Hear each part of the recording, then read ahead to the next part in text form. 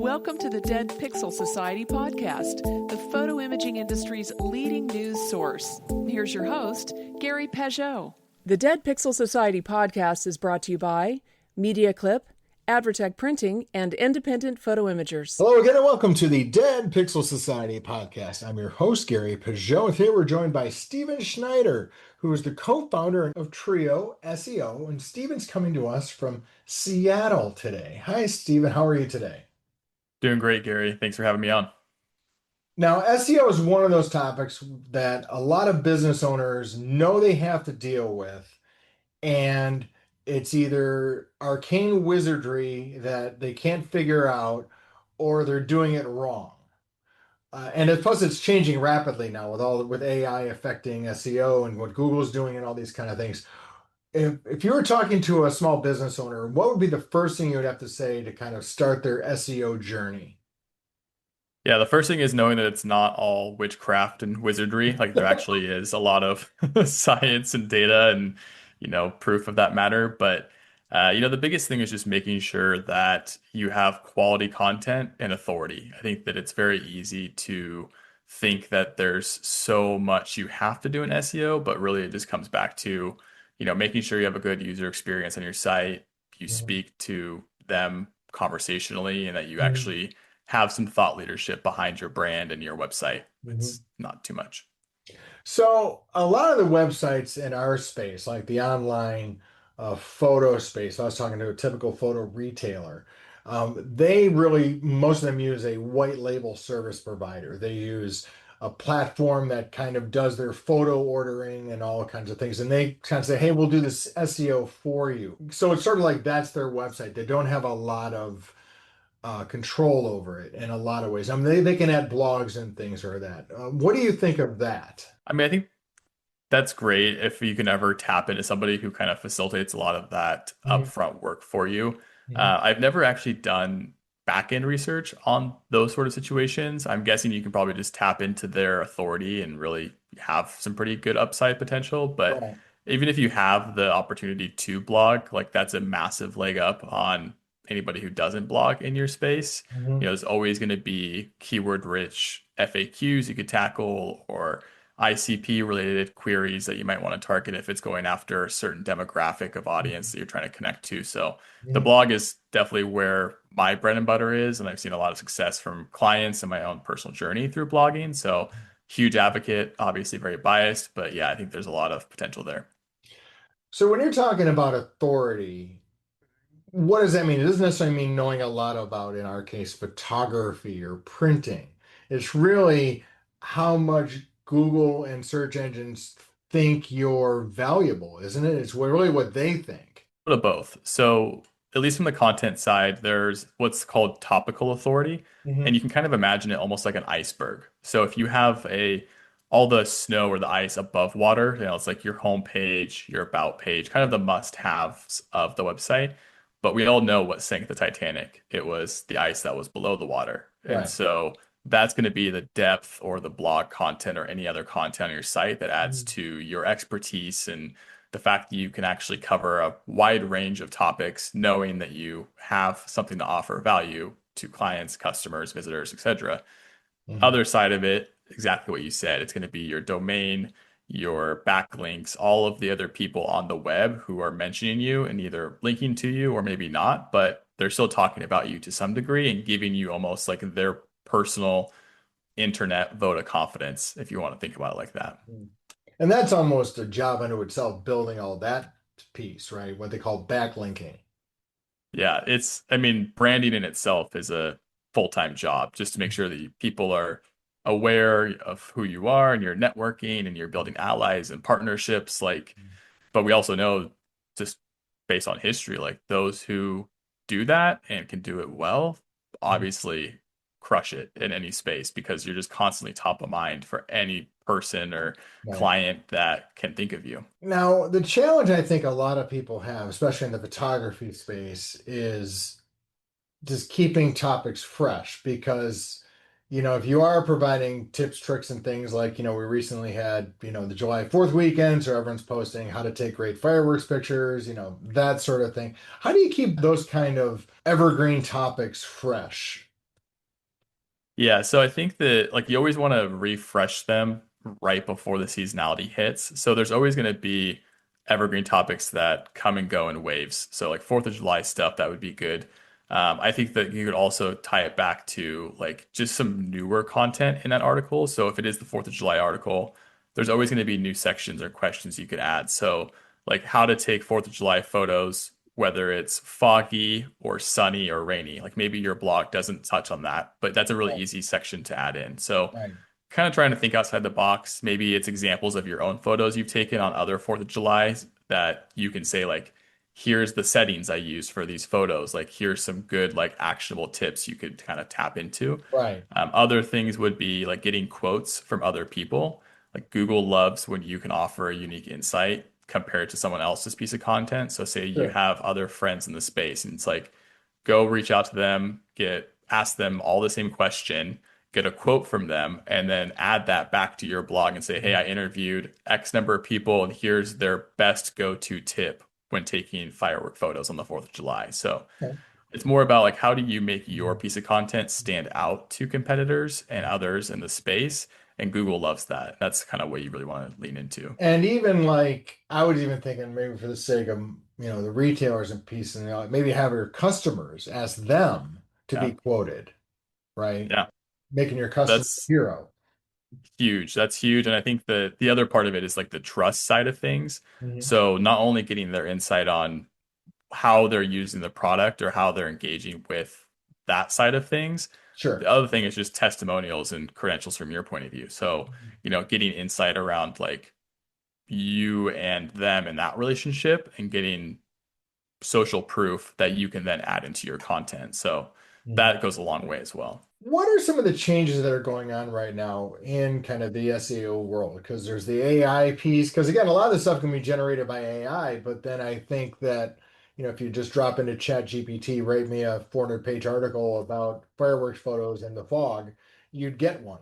But isn't that not being treated as valuable as original content? No, and I would say that the really big caveat of that entire AI dilemma is that when the conversation adapts toward going more of a quantity output and like checking the box just to get the article out completed, there's Mm. a lot of things that lack from the quality side of things. So like the AI isn't going to know how to add in the custom quotes and the testimonials that's unique to your own personal experience, or Right. it's going to pretty much create a cookie cutter version of that topic, but where a lot of that value add is where you can think outside the box and add that human element. So even if you use that as like your initial outline or say the foundation to go from there, Mm. I always suggest that if you must use AI, like you also must edit and Right. try to incorporate it. So Yes. that's kind of the my 2 cents on that. But like even Yeah. at our own agency, like we're 100% human written and edited, and it's solely because that's what really works well still to this day. And so it's a slippery slope. Yeah, it's one of those things where I think, just because it's easy and it does seem to give reasonable results, it can also be inaccurate and have tonal problems, right? It may not fit the tone of the rest of your content, so it'll look weird. Yeah, and that's the huge part too, is like I think that people are so overly aware of AI and how it's being used that like I've been seeing on LinkedIn where people are almost starting to add typos, at least in social content, as a way to show that it's not AI, which is so weird Right. to even like think that we're in that day and age. Yeah, But right. like even if you think about like M dashes, I think that M dashes are traditionally fine to use, but now they have this like tainted spell on them where if you start to use M dashes in your content, that's a very common theme in ChatGPT is to use those. Was not aware of that. So Yeah. that's one of the things you can look for then. Yeah, but it's also one of those like damned if you do, damned if you don't situations because like I just like using them. But because I use them in my content, people think that I'm using AI. So I think it really comes down to like how is this read if you read this out loud and would you be proud to present this to a board of people in a public setting if you read this article out loud and say, "Hey, I am putting my name and my brand behind this thing." Like would you do that if it was in a social setting? And Yeah. if not, you should probably rethink things. Yeah. Because that is one of the things I think it's because it's so easy and it gives passable results at first glance that people will start, will accept it. There's the also issue of, for a lot of content, it's, you don't actually own that in a lot of ways because, AI content can't be copyrighted. So I think it can mess up from a legal standpoint on part of your site. Half your site would be not even copyrighted for your business, actually. So, Yeah, and I think that it's one of those things too where it's really easy to see some short-term traction and be like, wow, this is the new way forward. I can't wait. yeah, yeah. But anything in SEO is truly a game of delayed gratification and knowing that Mhm. like we pride ourselves on being really boring SEOs because it's boring that has proven to work for years and years and years. Like Um, you just do the same fundamentals over and over again. It sucks, but that's the way it is. And I think that the time you start cutting corners and trying to accelerate the timeline to success Mhm. is also where you shorten your prolonged success at the Right. same time.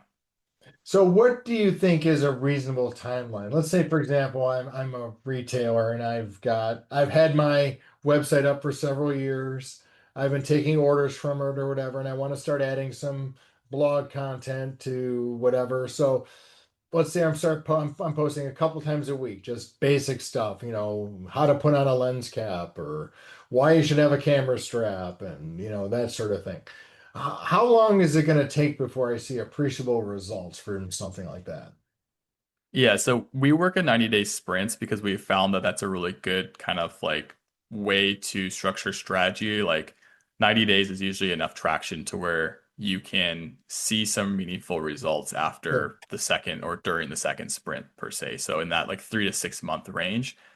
The other kind of like asterisk I would say is a huge component of that is going after the right topics. So like in the photography industry, if you are writing an article around like, you know, how to set up your f-stop or your aperture or something like that, it's a very competitive topic, I have to assume. Like Right. every single photographer knows what that is and how to write about it. Right. So the more niche you can get with the topic, Mhm. the better it's going to be. Like just making something up, but it's more like how to take a photo of my 3-year-old at the park on a sunny day. Like the way more long tail obscure keywords have a Mhm. much higher chance of success because they're less competitive.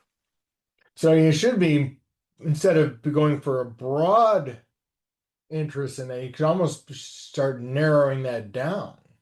Yeah, or even tailor it to who your clientele is more specifically. So, like I've done audits and worked with people in the past who like only cater to like newborn photography or only work with wedding photography, etc. Right. So there's tons of topics in those arenas specifically. Right. Um, and it's also more of like the intent behind who's reading the topic and who is your ideal customer. So, Sure. for example, if you're writing like how to take wedding photos, well, you're actually writing for another photographer, so it doesn't really matter. So Right. you want to be like, what should I look for when hiring a wedding photographer? Right. Because that's going to be the person who's actually going to be looking for your services. So Right. intent is important, but also just making sure that there's actual demand behind the topic to begin with. So, where are some good sources if you're not a very good writer and you don't want to rely on ChatGPT to find content, to find this sort of thing? Yeah, I think Write Sonic is a good tool that I've been kind of tapping into nowadays. It's a newer AI tool. They have good keyword research built in.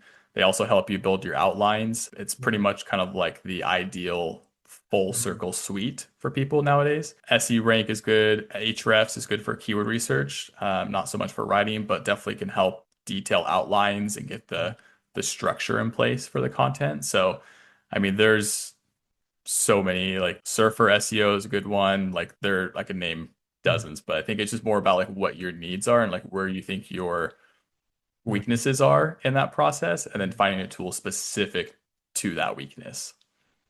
Now, how does video content enhance SEO? Does it, or is it mostly for social clicks?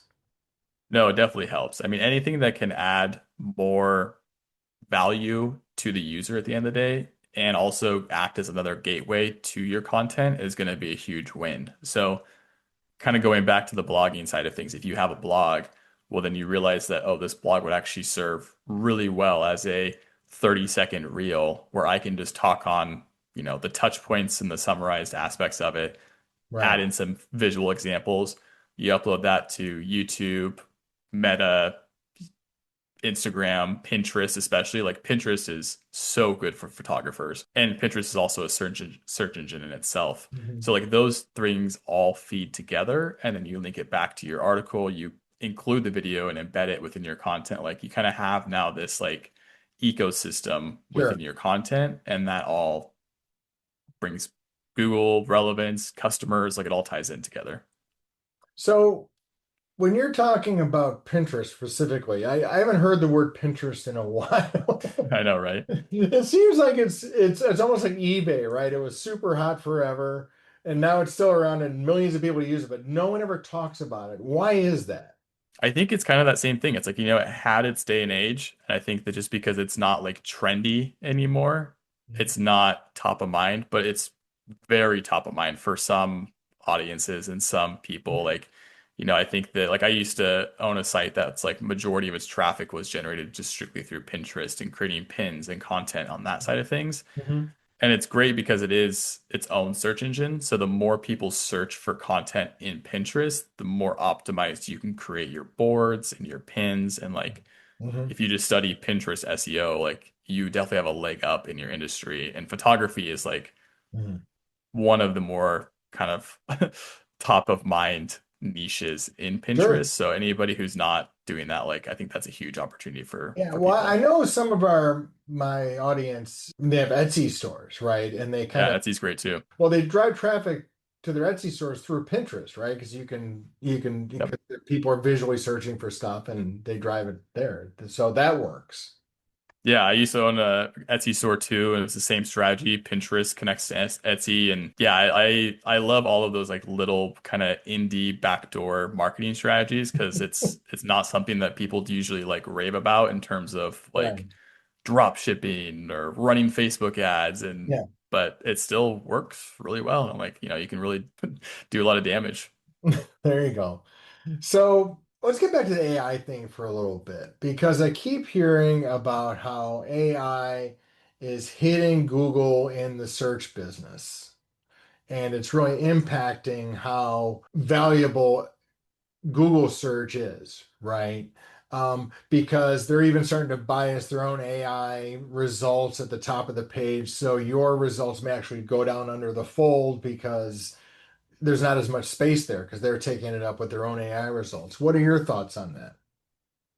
Yeah, I think Google is killing Google, unfortunately. I think that the user experience of Google is garbage nowadays. Hopefully they get it figured out, but at least from like an SEO perspective, what we're seeing is that the generative AI add-in that you see at the top of Google nowadays is actually helping deter unwanted traffic from your site that isn't going to be meaningful or take intent or action. So anybody who's clicking through to your site and is from AI actually has more of a desire to work with you or learn more about the information on your site because they're much more driven based on the result that started that. But if people can just get their answer in 30 seconds and move on, they probably weren't your ideal customer to begin with. Right. So it's kind of like it answers the questions, it cuts out the fluff, and then anybody who arrives from that, like it's probably someone you want to get in touch with immediately. What are some ways people, once they've kind of run the gauntlet of the Gemini AI feed gauntlet, they're there. Is there anything they can do once they're there to help convert those people? Yeah, so the big thing I think that is very overlooked is giving people some sort of free, valuable asset to as soon as they jump in the gate. So, like it could be something as easy as like take our quiz to see if you qualify for 25% off our next package or new customer package. Like something that's engaging, keeps people Right. on the page, gives them something to like interact with.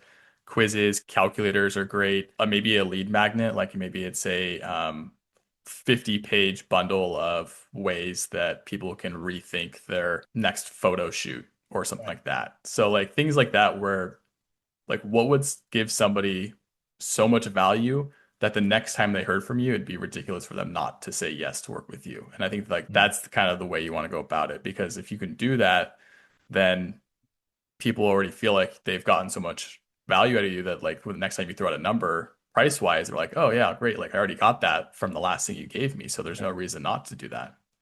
So that then requires some sort of way to retrieve those emails and do something with them, right? So there's sort of the whole CRM side of it, which is not part of this, but it certainly is a way to feed that. Yeah, exactly. So like even if you're working with like a email provider like Kit, ConvertKit, or something where it's just like, drop in your email here, we'll send you this via email, Mhm. and then you set up maybe a multi-day or something sequence where you just casually message them over the next week or so, or 2 weeks or month, and Mhm. just can check in and kind of make it more of an automated process because at the time, if you have to spend to email all those people Yeah. manually, it's going to just be a huge pain. Yeah. So the fourth quarter is the big quarter for our industry, a lot of industries, but our industry, right? And it's July now. This is running in August. So when do people need to get started on their strategy for if they want to have an outstanding SEO driven fourth quarter? The Last last quarter, last Q4. Um, I mean, yeah, the sooner the better. I mean, just because of how long it takes for things to come to life, I Sure. think that the further it's delayed or the longer it's delayed, it's really going to impact things. And I always kind of try and relate it to investing in your retirement account. Like people who delay that passive couple $100 a month in their 401k or their IRA, like they look back and they're like, dang it, I wish I would have started when I was 20 years old. And Sure. that same mindset is how SEO works. Like it's a compounding thing. It takes time to ramp up, but once it's alive and kicking, you're so happy with the results and you're like, wow, I'm so happy I started. So same mindset shift should kind of be adopted when it comes to your marketing strategy. Because as you were saying earlier, this is an ongoing process. It's a growth engine as opposed to just a swing at a ball and trying to get a hit. Exactly. That's kind of where I think paid ads or PPC would come into play. It's very push button, get Mhm. result sort of thing. Mhm. Whereas SEO, it's like push 50 buttons, wait 6 months, then Mhm. push 50 more. So, And those two can work together because you're not saying people yeah. shouldn't do paid ads, but it's No, a exactly. complementary strategy. 100%. It's a very short-term versus long-term strategy, and the two go hand in hand. Mhm. So maybe around, when you have a specific product you're pushing, you do the paid ads, but if you have the ongoing traffic building strategy to build your customer database, that's more of the SEO approach. Yeah, I think it's a really good strategy to implement paid ads and then use the profits from paid ads to supplement your SEO strategy. And I think that like over time that flywheel starts to churn and now you kind of have this ongoing thing that work hand in hand and can kind of Sure, survive as a result of each other. sure, sure. So where can people go for more information about your company and the stuff you guys offer for businesses to help them grow through SEO? Yeah, you can go to trioseo.com. We offer free complimentary audits that are hand done by our team. It's not some AI automated thing. We tried Handcrafted. to exactly old school for sure. We look at things like, 10 different core aspects of your site that would contribute towards success, where your gaps lie in that process, what's holding you back, keywords you should be ranking for, kind of the whole gamut of what it needs to be successful at the end of the day. You can also find me on LinkedIn. I'm very active there. I post daily content. You can also just Google Trio SEO or Steven Schneider. I always joke that if you can't find me on Google, I'm doing my job wrong. So. Exactly. You should be eminently findable. Exactly. I am. All right. Well, thank you, Stephen, for your time. It's been great talking to you. I know you've given a lot of great tips and direct action that people can use, and look forward to speaking to you again sometime. Yeah, thanks, Gary. This has been great. Thank you for listening to the Dead Pixel Society podcast. Read more great stories and sign up for the newsletter at www.thedeadpixelssociety.com.